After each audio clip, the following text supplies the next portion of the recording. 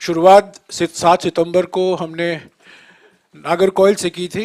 नागरकोइल के बाद एर्नाकुलम, एर्नाकुलम के बाद तुरुवेकेरे, तुरुवेकेरे के बाद आदोनी, आदोनी के बाद हैदराबाद, हैदराबाद के बाद बुल्डाना, बुल्डाना के बाद इंदौर, इंदौर के बाद जयपुर और आज हम दिल्ली में हैं।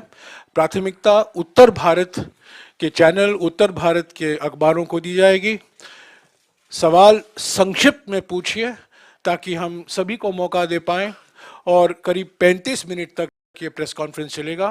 पहले राहुल जी कुछ बोलेंगे, अपना एक ओपनिंग वक्तव्य होगा, उसके बाद आप सवाल पूछ सकते हैं। राहुल जी। नमस्कार। अब हैप्पी न्यू ईयर तो नहीं कर सकता हूँ, बट एडवांस में आपको हैप्पी न्यू ईयर। मैं सोच रहा था प्रेस कॉन्फ्रेंस के बारे में, मैंने सोचा कि हैप्पी न्यू ईयर का मैं भी आज आपसे एक सवाल पूछूंगा, वो बाद में, मतलब जब आपने सब पूछ लिए तो मैं पूछूंगा। मैंने सोचा है आप सब के लिए भारत जोड़ो यात्रा अब दिल्ली तक पहुंची है और हम सबको बहुत कुछ सीखने को मिला, समझने को मिला। बहुत अच्छा एक्सपीरियंस रहा है। लक्ष्य आप जानते हैं, हिंदुस्तान में जो डर, नफरत, हिंसा फैलाई जा रही है, उसके खिलाफ ये यात्रा है और मुझे लगता है कि काफी सक्सेसफुल यात्रा रही है अभी तक, जो शायद हमने सोचा भी नहीं था, उससे भी ज्यादा इस यात्रा ने अचीव कर दिया है। बेरोजगारी का मुद्दा भी है, महंगाई का मुद्दा भी है और जो हिंदुस्तान में इनकम इनइक्वालिटी आ रही है, चुने हुए लोगों के पास अरबों रुपए और बाकी हिंदुस्तान के पास कुछ नहीं, ये भी हमारा एक मुद्दा है। पर्सनली जब मैंने यात्रा शुरू की, मेरी सोच थी कि ये कन्याकुमारी से कश्मीर तक एक यात्रा है और मैंने अपने साथ में कुछ ले नहीं गया। मैंने कहा देखो मैं जाऊंगा और मैं एक्सपीरियंस करूंगा, मैं कोई मतलब प्री कंसीव्ड नोशन नहीं ले जाऊंगा। तो शुरुआत ये थी कि शुरुआत में लगा कि भाई देखो हम पैदल चल रहे हैं, मगर फिर आस्ते आस्ते पता लगने लगा कि एक्चुअली ये जो यात्रा है, जिसको मैंने नदी भी कहा है, ये एक जीवित चीज है, इसकी एक आवाज है, इसकी भावनाएं हैं, फीलिंग्स हैं और ये एक प्रकार से हिंदुस्तान की भावनाएं हैं, फीलिंग्स हैं। तो ये यात्रा हमें ये चीजें बता रही है। तो मुझे एज ए इंडिविजुअल काफी सीखने को मिला और मैं सबको धन्यवाद करना चाहता हूं जो भी हमारे साथ आए। आप लोग में से बहुत लोग आए और खासतौर से जो हमारे ऊपर आक्रमण करते हैं, मेरे जो आरएसएस के, बीजेपी के मित्र हैं, उनको भी मैं धन्यवाद करना चाहता हूं, क्योंकि एक्चुअली हो क्या रहा है, जितना वो आक्रमण करते हैं उतनी हमको अपनी पोजीशन इंप्रूव करने का मौका मिलता है। तो मैं चाहता हूं, और मैं सीरियसली बोल रहा हूं, मैं चाहता हूं कि वो थोड़ा और जोरों से करें और अग्रेसिवली करें, तो कांग्रेस पार्टी को और हमें मतलब अपनी जो आइडियोलॉजी है वो अच्छी तरह समझ आए। एक प्रकार से मैं उनको अपना गुरु मानता हूं कि वो मुझे रास्ता दिखा रहे हैं कि क्या नहीं करना चाहिए, रिएक्ट कैसे करना चाहिए, और अच्छी ट्रेनिंग दे रहे हैं मुझे, तो उनका भी मैं धन्यवाद करना चाहता हूं। Thank you.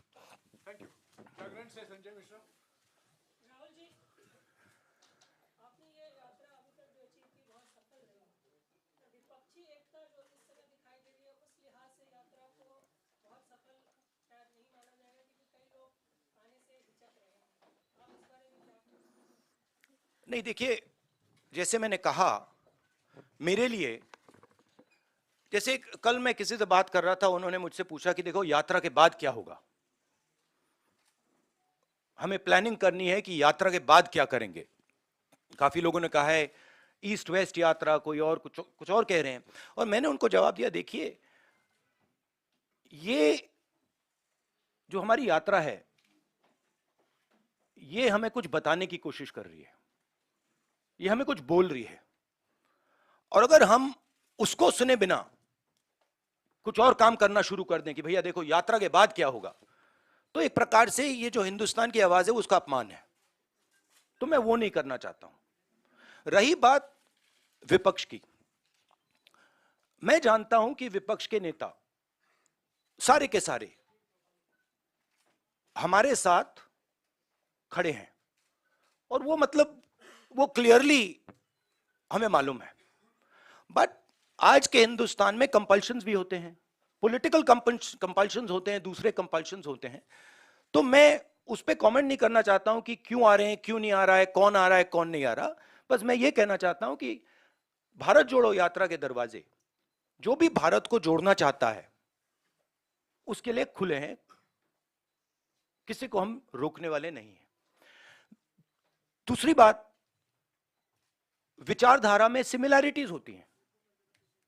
देखिए, नफरत और हिंसा और मोहब्बत में सिमिलैरिटी नहीं होती है, डायमेट्रिकली ऑपोजिट चीजें हैं।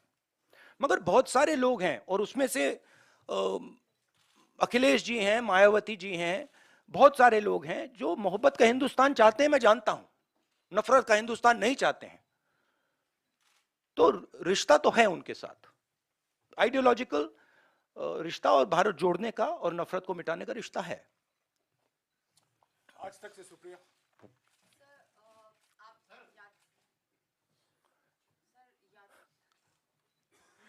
क्या हुआ?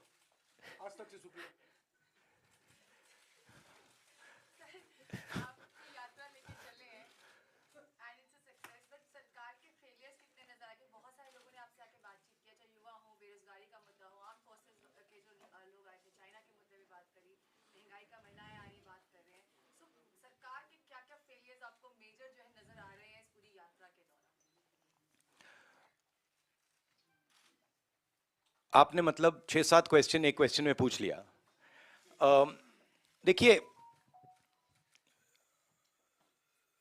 सबसे पहले मेरा लक्ष्य हिंदुस्तान को एक ऑल्टरनेटिव विजन देने का है, ऑल्टरनेटिव दृष्टिकोण देने का है, एक नया तरीका देने का है।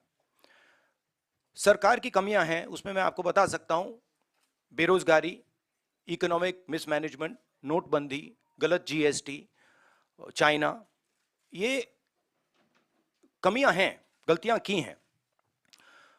मगर मेरी अप्रोच यात्रा के साथ यह है कि हम हिंदुस्तान को एक सोचने का, जीने का नया तरीका देने की कोशिश कर रहे हैं। तो अगर आप डिटेल्स चाहते हैं तो आप मुझसे पूछिए, चाइना के बारे में पूछिए, शायद आप वो ना पूछें, पता नहीं, बाकी चीजों के बारे में पूछ सकते हैं, बट ब्रॉडली ये है। पीटीआई भाषा से अनवरुल हक।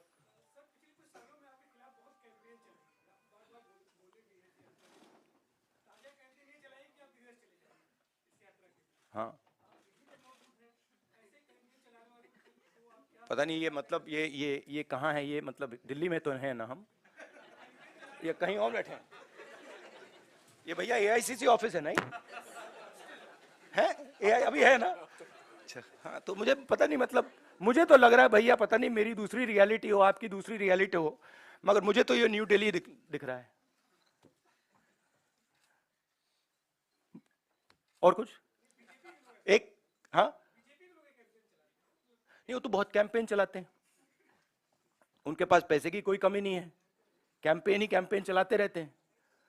मगर जो मैंने कहा, और बड़ी इंटरेस्टिंग बात है, और मैं इसको 99% बिलीव करता था, 100% बिलीव नहीं करता था, मगर अब मैं 100% बिलीव करता हूं कि सच्चाई को कोई भी कैंपेन, कितना भी पैसा नहीं छिपा सकता, नहीं मिटा सकता। तो ये मेरे लिए बहुत मतलब इंटरेस्टिंग ऑब्जर्वेशन है। टीवी 18 से रवि सिसोदिया। और जैसे मैंने कहा, अभी कितने लगाए होंगे, 5-6 हजार करोड़ लगा दिए होंगे, थोड़े और लगाइए, कमी नहीं है पैसे की, डालिए और थोड़ा डालिए, लगाइए, कुछ असर नहीं पड़ता है। हाँ जी, रवि, it is रवि से सुन।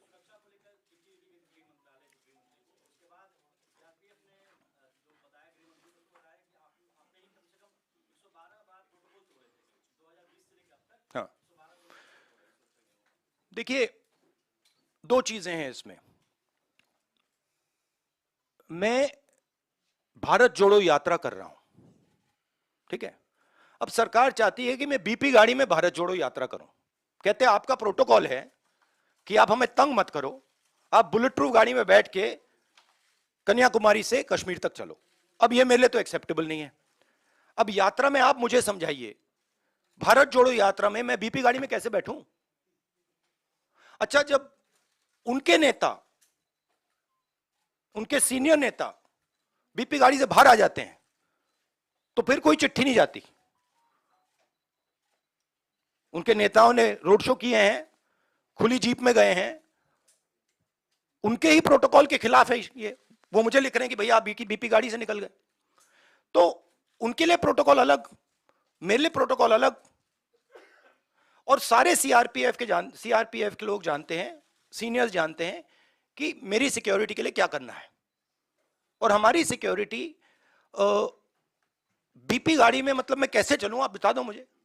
चला ही नहीं जा सकता है, भारत जोड़ो यात्रा में पैदल जाना है। तो ये तो मतलब पता नहीं है, शायद केस बना रहे हैं कि राहुल गांधी मतलब अपनी सिक्योरिटी तोड़ता रहता है, केस बना रहे हैं। ठीक है, बनाइए। दैनिक भास्कर से अनिरुद्ध।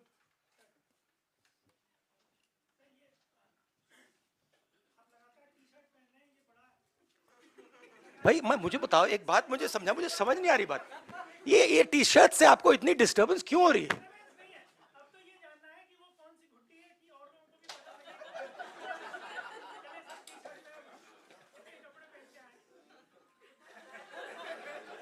मतलब एक भी यहां टी शर्ट में नहीं बैठा है?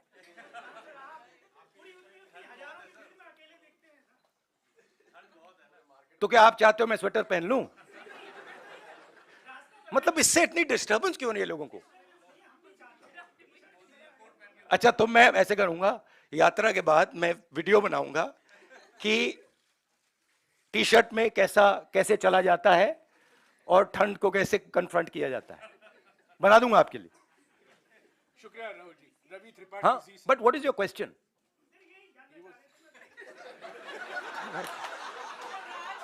मैं क्या बताऊं भाई? राज क्या?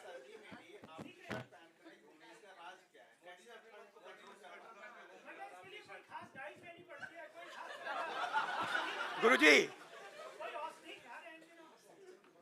ये आपने स्वेटर क्यों पहन रखा है? नहीं, इसका कारण ये नहीं है। इसका कारण ये है कि आप सर्दी से डरते हो।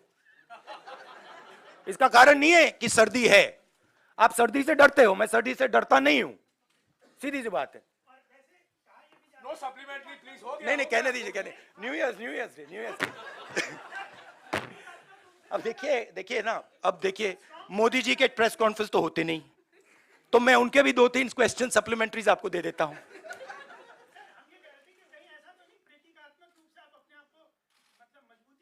नहीं, एक्चुअली मैं आपको सीरियसली बताऊं, मुझे ठंडी नहीं लग रही अभी तक। और मैं पता नहीं, मुझे लग नहीं रही है। मगर मैं सोच रहा हूं कि जैसे ही मुझे ठंड लगनी शुरू हो जाएगी, मैं मतलब स्वेटर पहनना शुरू कर दूंगा। बट अभी तक मुझे ठंड नहीं लग रही है। रवि त्रिपाठी जी से। राहुल जी, मेरा सवाल ओल्ड पेंशन स्कीम को लेकर है, क्योंकि 2-3 राज्यों में जहां आपकी सरकार है, आपने वायदा किया है और आपने जब उसको लागू करने की बात की है तो केंद्र सरकार से कन्फ्रंटेशन हो रहा है। केंद्र सरकार मना करेगी, एनपीएस में जो पैसा जमा है वो आपको वापस नहीं करेंगे। ओल्ड पेंशन स्कीम को लागू करना कितनी बड़ी चुनौती है और 2024 के लिए भी क्या है? नहीं, हमारा जो स्ट्रक्चर है, जो सिस्टम है, उसमें हमारे जो स्टेट्स हैं वो इंडिविजुअल डिसीजंस लेते हैं, हम उनको इंडिपेंडेंस देते हैं। तो अब तो मैं कांग्रेस प्रेसिडेंट भी नहीं हूं, तो ये सवाल आपको खारगे जी से पूछना होगा कि नेशनल लेवल पे कांग्रेस पार्टी की पेंशन स्कीम पे क्या स्ट्रैटेजी है। मगर जनरली कांग्रेस पार्टी का स्ट्रक्चर है कि भाई अगर राजस्थान करना चाहता है और हरियाणा हिमाचल करना चाहता है तो उनको करने दो। हम वीटो पावर मेंटेन करते हैं कि अगर बिल्कुल कुछ गलत कर रहे हैं तो फिर हम उसको चेक करते हैं, बट नॉर्मली हम इंडिपेंडेंटली करने देते हैं। भैया वो तो आप मोदी जी से पूछिए ना, उनके भी सवाल मुझे। ओके, ट्रिब्यून से Aditi Tandon. Mr. Gandhi, I want to ask, how do you view the 2024 general elections in the light of the fact that you've lost the two previous general elections, and to implement any governance approach that you are articulating through the Bharat Jodo Yatra, you do need electoral power. What is your take on the elections and how important is that milestone? I think if the opposition stands effectively with a vision, what I am hearing from the ground, what I am seeing from the ground, it will become very difficult for the BJP to win the election. But the opposition has to coordinate properly, and the opposition has to go to the people of India with a vision, with an alternative vision to the BJP, not just go to the people of India. ANI से साहिल। But there is huge undercurrent against the BJP, massive undercurrent. ANI से साहिल। Senior leader from the Congress party, Kamal Nath, has said that Rahul Gandhi will be the opposition PM face for 2024. Will you be the PM face? See, every time there's a press conference, there's one or two attempts to, completely take the attention and take it in that direction. Now, I don't fall for these type of things. My focus is on the idea that India should be united, that we fight hatred and anger with affection, love and harmony, and we are providing an alternative vision of this country. So I think that's what I would like to focus on. These questions, of course, you have to keep saying them, because this is the nature of media. So I'm going to let you keep doing that, and you can enjoy yourself doing it, and I'll also have a little fun while you do it. Navbharat times से Rajesh Mittal. Navbharat times से Rajesh Mittal. Namaskar. यात्रा ने आपको देश के बारे में समझ जो है वो बढ़ाई है। इस समझ के आधार पर अगर आप आज देश के प्रधानमंत्री बन जाएं तो 5 बातें आप क्या करेंगे सबसे पहले? नहीं, सबसे पहले ये हाइपोथेटिकल क्वेश्चन है, तो मैं इसका जवाब प्रधानमंत्री के बेसिस पे नहीं दूंगा, मगर मैं ये जरूर कह सकता हूं कि जो हमारा शिक्षा का सिस्टम है, मैं पहले सोचता था कि इसमें स्ट्रक्चरल प्रॉब्लम्स हैं, मगर ये अपना काम कर रहा है। आज मैं सोचता हूं कि ये अपना काम ही नहीं कर रहा है। जो हम अपने बच्चों को विजन दे रहे हैं, जो उनका इमेजिनेशन है, जो हमें देना चाहिए, हम दे नहीं रहे। तो अगर आप, सबसे शॉकिंग चीज मैं आपको बताता हूं, मैं कन्याकुमारी से अब दिल्ली तक आया हूं, कितने 108 दिन हो गए। 108 दिन में मैंने हजारों बच्चों से बात की है, और हर बच्चे से मैंने पूछा है तुम यूनिवर्सिटी के बाद, कॉलेज के बाद क्या करना चाहते हो। हजारों बच्चों से पूछा है और मुझे सिर्फ 5 जवाब मिले। मतलब एक लड़की ने मुझे कहा कि मैं अपना छोटा बिजनेस चला रही हूं, और एक लड़के ने कहा कि मैं मैकेनिक बनना चाहता हूं। बट 99.9% लोग कह रहे हैं मैं लॉयर, डॉक्टर, इंजीनियर, आईएएस, जज। मतलब हमारा एजुकेशन सिस्टम हमारे बच्चों को कह रहा है कि जिंदगी में तुम्हारे पास 5 काम है, और रियलिटी ये है, रियलिटी सच्चाई ये है कि ये सब बच्चे इंजीनियर नहीं बन सकते, डॉक्टर नहीं बन सकते, लॉयर नहीं बन सकते। तो ये झूठ है। तो हम अपने बच्चों को झूठ बोल रहे हैं। मैं पूछता हूं, बच्चे आते हैं, कहते हैं क्या करना चाहते हो? आईएएस। अच्छा, आईएएस में कितने लोग जाते हैं हर साल? आप अंदाजा लगाइए, जवाब क्या मिलता है। मैं पूछता हूं कितने लोग आईएएस में हर साल जाते हैं? बच्चे क्या कहते हैं? क्या लगता है? अच्छा आप बताइए कितने लोग जाते हैं आईएएस में? 250, बच्चे कहते हैं 5 लाख, 6 लाख, 1 लाख, 2 लाख, 3 लाख। जब मैं उनको कहता हूं भाई 150 जाते हैं, 2-3 को मैंने गलती से कह दिया, एक लड़की को कह दिया, वो रोना शुरू कर दी कि देखिए हम उनको सही इमेजिनेशन ही नहीं दे रहे, हम उनको रास्ता ही नहीं दिखा रहे हैं। तो पहला काम जो एजुकेशन सिस्टम है, और ये टॉप डाउन, ये इमेजिनेशन को मारने का एजुकेशन सिस्टम है, ये एजुकेशन को खोलता नहीं है। तो सबसे बड़ा काम, और ये शायद 2-3-4 साल में नहीं होगा, मगर डायरेक्शन ये होना चाहिए। और जो न्यू एजुकेशन पॉलिसी वो तो बिल्कुल दूसरे डायरेक्शन में जा रही है। तो पहली ये बात है। दूसरी बात, ये खुले तरीके से बोल दूं तो ये रेंट सीकिंग नेशन है, इसे प्रोडक्शन नेशन बनना चाहिए। फर्क है। ये जो देश है, जो प्रोड्यूसर है, जो प्रोडक्शन करता है, जिसके पास स्किल है, चाहे वो किसान हो, चाहे वो मैकेनिक हो, चाहे वो बढ़ई हो, मोची हो, नाई हो, जो भी हो, जिसके पास स्किल है, सबसे पहले उसकी मदद नहीं करते हैं। तो दूसरी बात, उसकी स्किल को डिस्ट्रॉय करने की कोशिश करते हैं, और उसको मतलब जो उसकी स्ट्रेंथ है उसको मार मार के उससे निकाल देते हैं। और बिना स्किल के रिस्पेक्ट किए ये देश कभी अपने युवाओं को रोजगार नहीं दे सकता है, सिंपल बात है। तो दूसरी चीज ये है। तीसरी चीज है कि, और ये मैं थोड़ा जो बॉर्डर पे हो रहा है उसके बारे में कहना चाहता हूं।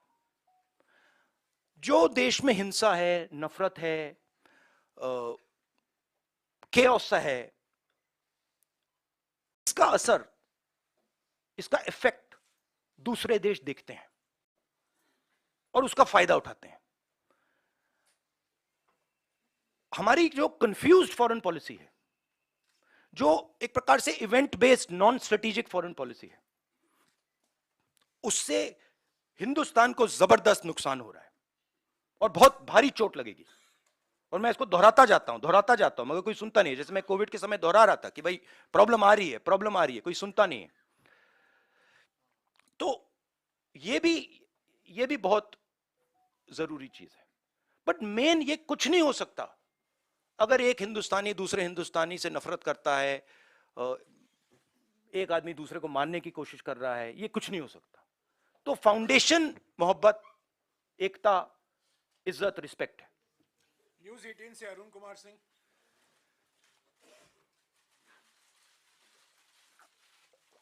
अलाउड।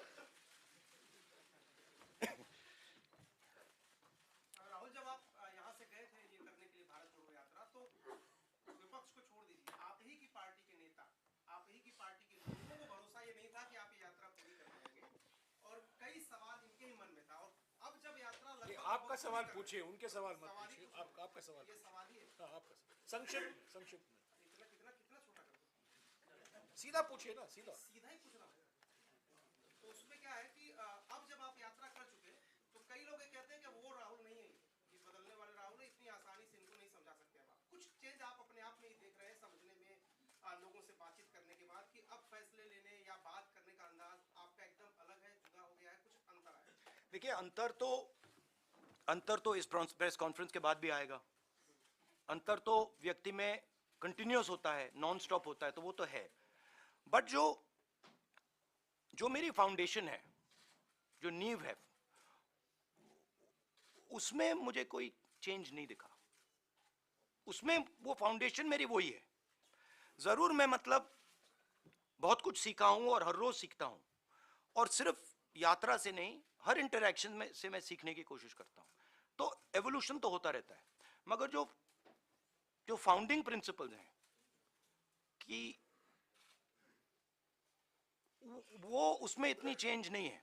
वो मैं ये कह सकता हूं वो और भी स्ट्रांग हो गए हैं, वो कह सकता हूं, बट उसमें इतनी चेंज नहीं आई है।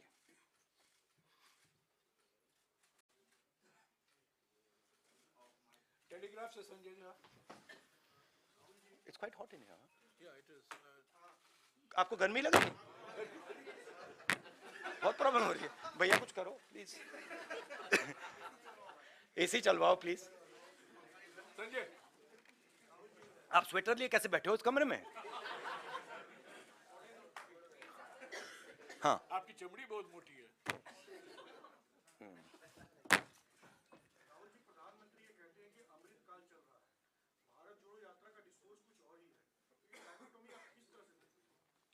उनकी उनकी व्यू अलग है, हमारी व्यू अलग है.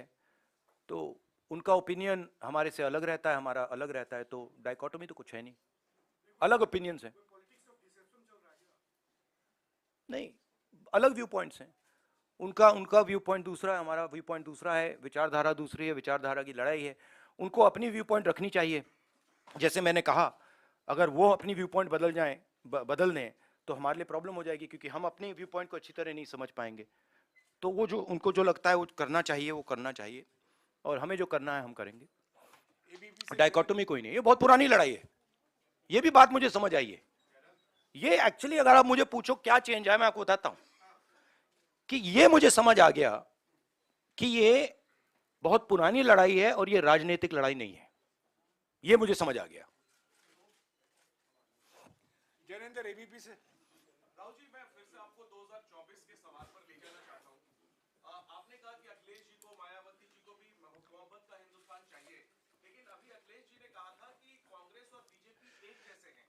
सवाल मैं ये पूरा करना चाहता हूँ कि एक तो इस पर आपकी क्या प्रतिक्रिया है, और दूसरी बात ये कि आपने कहा कि बीजेपी के खिलाफ एक सवाल प्लीज. नहीं, एक सवाल प्लीज. आपने पूछ लिया ना सवाल. सवाल का जवाब दीजिए. एक सवाल प्लीज. नहीं, ये तो पूरे देश को ऑब्वियस है कि बीजेपी और कांग्रेस एक हो ही नहीं सकते. क्योंकि अगर बीजेपी और कांग्रेस एक होते तो नरेंद्र मोदी कांग्रेस मुक्त भारत की तो बात कभी नहीं कर सकते. मतलब हो ही नहीं सकता कि अगर बीजेपी के नेता कह रहे हैं कांग्रेस मुक्त करो, इसका मतलब वो कह रहे हैं कि बीजेपी को भी मुक्त कर, बीजेपी इसको भी मिटा दो. वो तो नहीं कह रहे हैं. तो ये तो पूरा देश जानता है कि कांग्रेस और बीजेपी आइडियोलॉजिकली बिल्कुल अपोज्ड हैं, और ये पुरानी लड़ाई है, पुरानी विचारधारा की लड़ाई है. बट अखिलेश जी की भी जगह है, और उनको ये ऑप्शन, मतलब बोलने का ऑप्शन मिलना चाहिए, और उनका पर्सपेक्टिव है वो उनके लिए ठीक है. हमारा पर्सपेक्टिव है कि हमारी लड़ाई बीजेपी के साथ है, विचारधारा की लड़ाई है, पुरानी लड़ाई है, और इसको हम जीतेंगे. इशद्रीता लाहिरी. नहीं, नो सप्लीमेंट्री प्लीज. इशद्रीता लाहिरी. नहीं, एक बात मैं कहना चाहता हूं. देखिए, एक बात जरूरी है कि ये आइडिया, अब ये टैक्टिकल पॉलिटिकल फाइट नहीं रही. मतलब कि उसमें एक ग्रुप वहां आ जाए और एक ग्रुप मिलके बीजेपी को हरा दे. अब वो गाड़ी गई. क्यों? क्योंकि हिंदुस्तान का जो पूरा इंफ्रास्ट्रक्चर है, इंस्टीट्यूशनल फ्रेमवर्क जो है, अब वो एक विचारधारा के हाथ में है. ठीक है? और अब वो हिंदुस्तान की पॉलिटिकल स्पेस को पूरी तरह से डोमिनेट कर रहे हैं. अब उनको हराने के लिए एक विचारधारा की जरूरत होगी.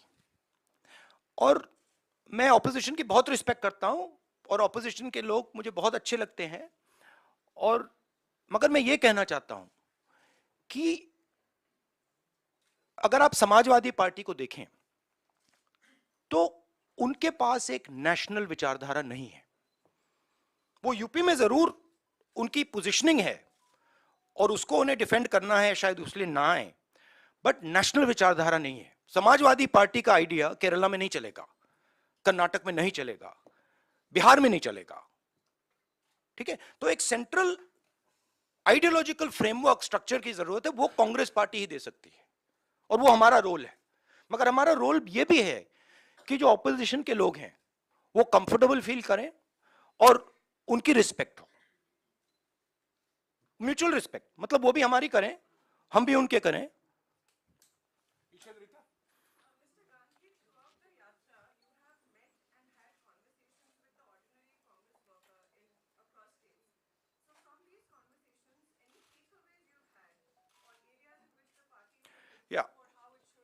my main takeaway is that there is nothing known as an ordinary Congress worker. There really isn't. Uh, in fact, there's nothing known as an ordinary person. I don't like these like type of qualifiers. There's nothing known as an ordinary person. Everybody is unique. Every Congress worker is unique. Every person has a unique way of looking at the world, and it's important that they're treated like that. So every single one of them, every conversation, I learn something from, you know. Times now से रंजीता। राहुल, मेरा सवाल इस पर है कि 2024 के चुनाव को लेकर अलग-अलग बातें कही जा रही है।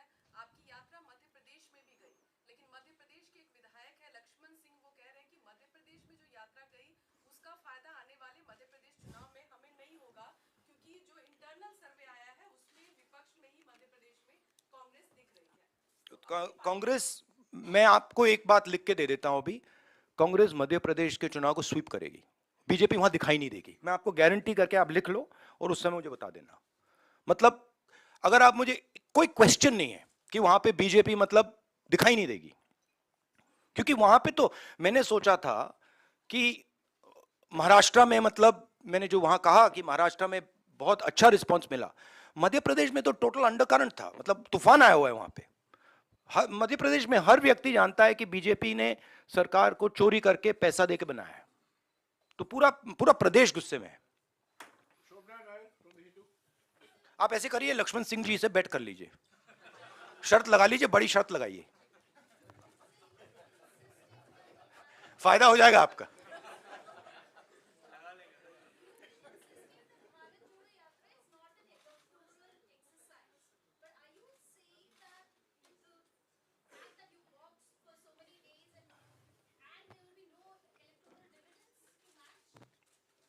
No, I'm not saying that. You're saying that.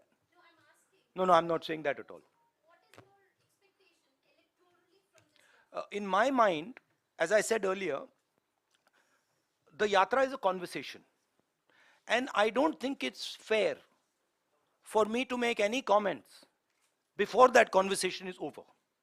I can answer such questions the day the flag is hoisted in Srinagar, and the conversation, at least this phase of the conversation is over. I can then probably answer your questions, this type of a question. I don't want to take the yatra, you know, and demean it by making it about something that it's not. Manoj from Indian Express। Just now, you said, really going to the people without a credible alternative vision will not help the opposition. So what is the big idea or a series of ideas that you are putting forward? Because there seems to be a realization that, merely criticizing, even if robust, merely criticizing the government is not enough. So what is the series of ideas that you are putting forward? No, I outlined it right now, right? Number one,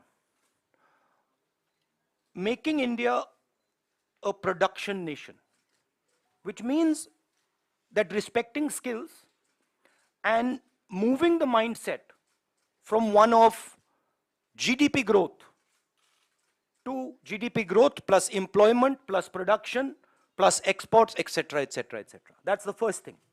The second thing is, which is very important for the future and is important if you want to build a production nation, is giving our children an imagination. telling them that, look, if you want to become, I mean, it's a strange question, but why is it that out of lakhs and lakhs of people I've met, thousands and thousands of children I have met, nobody said, I want to be a pilot. Nobody said, I want to be an astronaut. Nobody said, I want to be India's best singer. Why? Because our system is saying to them that these are all dead ends, right? But if you look at countries that produce, and I gave this example to kids. If you look at company like Honda, company like Toyota, the people who founded these companies were mechanics. But no mechanic in India can ever imagine that he could one day be the head of a 1,000, 2,000, 10,000 crore company. Now, if you want to produce, that has to change. So we have to give him the structures that will allow him to do that, that will allow his imagination to do that. Right? And then the final thing is, we can see what is going on in the planet. We can see the turmoil that is taking place. And I am absolutely convinced that India has a place, central place in the planet, on the planet. Right? And I don't view it so much as, look how powerful India is. We are powerful. But we were not that powerful 70 years ago, 80 years ago, 90 years ago. But we had a vision. Right? When Mahatma Gandhi, for example, was speaking about the Indian freedom movement, people in the United States, people in the Soviet Union, everywhere were listening to him. Why? Because there is something very powerful called Indian values, Indian philosophies, Indian thinking. And that's actually our strength. And we're destroying it.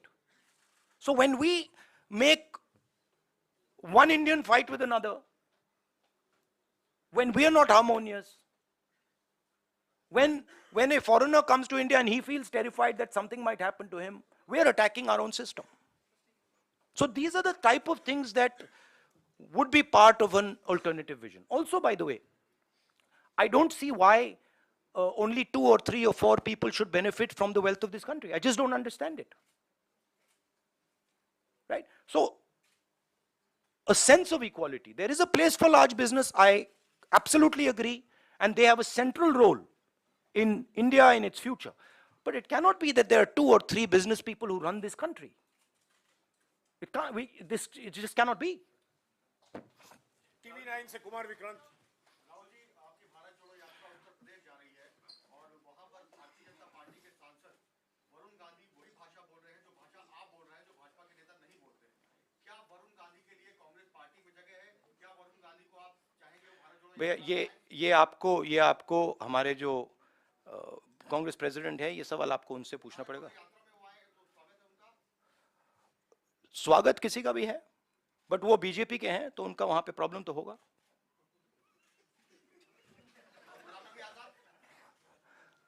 अब वो आप उनसे पूछिए, पहले पता नहीं, मुझे ही confusion हो गई है। पता नहीं अब क्या बोलूं। कांग्रेस के मतलब सीनियर नेता हैं, बट मुझे कंफ्यूज कर दिया कि मतलब कभी बाहर, कभी अंदर, कभी बाहर, कभी अंदर, कभी अंदर, कभी बाहर, पता नहीं मुझे।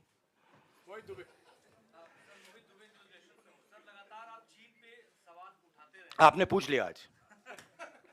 मैं अभी बोलने वाला था कि चीन का नहीं पूछा। हाँ, सर, आपने जयपुर में भी सरकार से जवाब मांगा था, पार्लियामेंट सेशन भी चल रहा था, पार्लियामेंट में भी आप लोग चर्चा की मांग कर रहे थे, सरकार वहां भी तैयार नहीं हुई। अब राहुल गांधी का क्या स्टैंड है, क्योंकि लगातार आप ये कह रहे हैं कि अतिक्रमण हो रहा है, वहां सीमाएं सुरक्षित नहीं। देखिए, सबसे पहले मैं एक बात क्लियरली कहना चाहता हूं।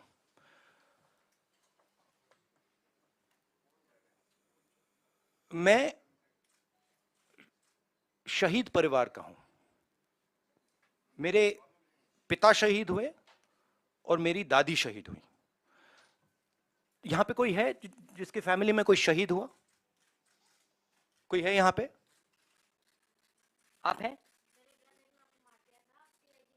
हाँ, आपके ब्रदर। तो आपको मालूम है कि कैसी चोट लगती है, क्या फीलिंग आती है। ठीक है, तो मैं समझता हूं और मैं जानता हूं जब एक युवा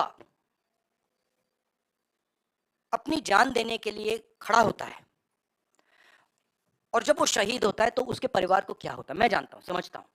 और बीजेपी की टॉप लीडरशिप में कोई नहीं है जो समझता है। ये मतलब अच्छी बात, खराब बात नहीं है, बट रियलिटी है कि उनके परिवार में कोई उनके पिता या उनकी दादी शहीद नहीं हुए।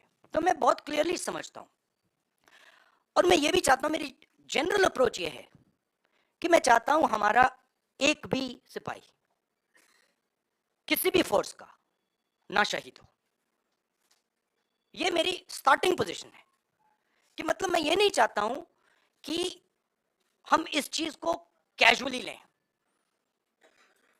कि हम सेना को राजनीतिक फायदे के लिए यूज कर रहे हैं और उसका नुकसान हमारे जवानों को, उनके परिवारों को हो। तो ये मेरे लिए बिल्कुल मतलब सैक्रोसेंट है, मैं ये नहीं करना चाहता हूं, ठीक है। मगर और जो हमारे, मैं समझता हूं जो बॉर्डर पे हमारे जवान आज खड़े हैं, आप मेरी टी शर्ट की बात कर रहे हो, मगर मैं जानता हूँ वहां आज खड़े हैं सियाचिन में, उधर हिमालय पे, मैं जानता हूं कि उनको क्या डिफिकल्टीज सामना करनी पड़ती है, और मैं उनसे प्यार करता हूं, हर सोल्जर से, और मैं चाहता हूं कि उनको कुछ ना लगे, चोट ना लगे। जब नेशनल लेवल की लीडरशिप स्ट्रेटेजिकली काम नहीं करती है, इंटरनेशनल रिलेशंस में, जियोपॉलिटिक्स में एकदम रिस्पॉन्स आता है। और हमारी सरकार ने जो चाइना का मामला है उसको कंप्लीटली मिसहैंडल कर दिया है, ठीक है। और मैं आपको मेरी थिंकिंग है, देखिए हमारी फॉरेन पॉलिसी का क्या लक्ष्य था और कांग्रेस पार्टी ने सक्सेसफुली क्या किया था कि चाइना को और पाकिस्तान को एक कभी नहीं होने देना है। ये सेंट्रल हमारा कॉन्सेप्ट था, ठीक है। और ये काम हमने बहुत सक्सेसफुली किया, यूपीए 2 तक। आज पाकिस्तान और चाइना एक हो गए हैं, और ये कोई मामूली बात नहीं है, ये बहुत गहरी बात है, ये डेंजरस बात है, ठीक है। और ये क्यों हुए हैं? क्योंकि हमारी सरकार ने मिसहैंडल किया है, हमारी सरकार ने फॉरेन पॉलिसी को मिसहैंडल कर दिया है, और जो ब्रॉड स्ट्रक्चर है फॉरेन पॉलिसी का उसको वो समझे नहीं, ठीक है। अब मैं कह रहा हूं कि ये दो एक हो गए हैं, अब रिस्क है, और कहीं ना कहीं ये कुछ ना कुछ करेंगे। और पहला कदम इन्होंने ढोकला में लिया और दूसरा कदम इन्होंने लद्दाख में लिया। मेरे लिए, मेरी व्यू पॉइंट से ये प्रिपरेशन है, अगर नहीं है तो बहुत अच्छा, मगर मुझे लग रहा है कि ये प्रिपरेशन कर रहे हैं। और मैं सरकार को कह रहा हूं कि it is not if, it is when, meaning अब आपको पूरी प्रिपरेशन करनी है, और उस प्रिपरेशन में 2-3 चीजों की जरूरत है।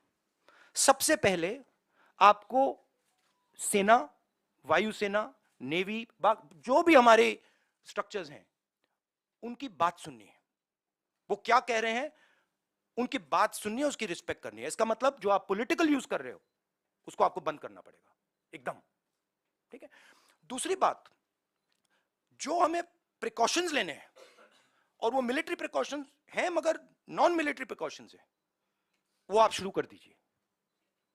तीसरी बात, जो बॉर्डर पे हो रहा है उसको आप छुपाइए मत, क्योंकि चाइना को मैसेज जा रहा है। देखिए चाइना 2000 स्क्वायर किलोमीटर हमारी जमीन ले गया है।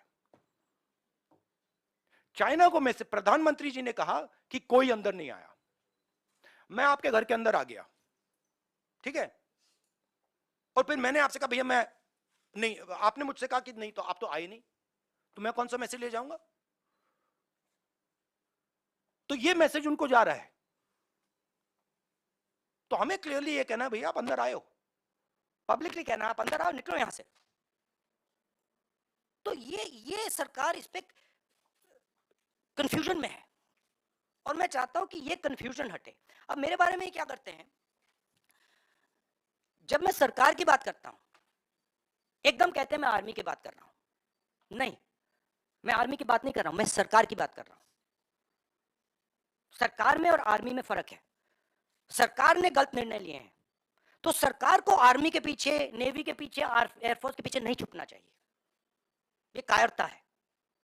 और सरकार को ओन अप करना चाहिए कि हमने ये किया, ये गलती हुई, अब इसको हम ठीक कर रहे हैं और हम उनको मदद करेंगे। पूरा ऑपोजिशन, सिर्फ मैं नहीं, पूरा ऑपोजिशन सरकार को मदद करेगा। मगर बताइए तो क्या हुआ? शुक्रिया राहुल जी। आखिरी सवाल संजीव चोपड़ा। हो गया please.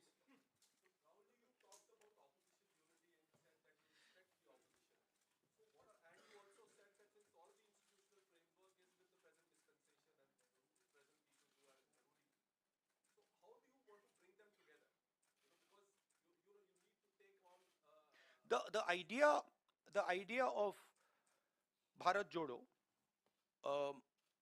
is a framework. It's a way of working. It's a way of thinking. So, of course, I'm not the Congress president, and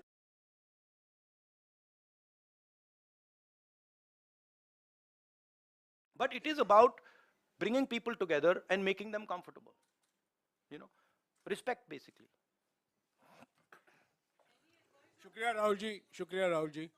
Bharat जोड़ो यात्रा फिर से No, तीन but I need to ask them the question. Please I need to ask the New Year question myself now, because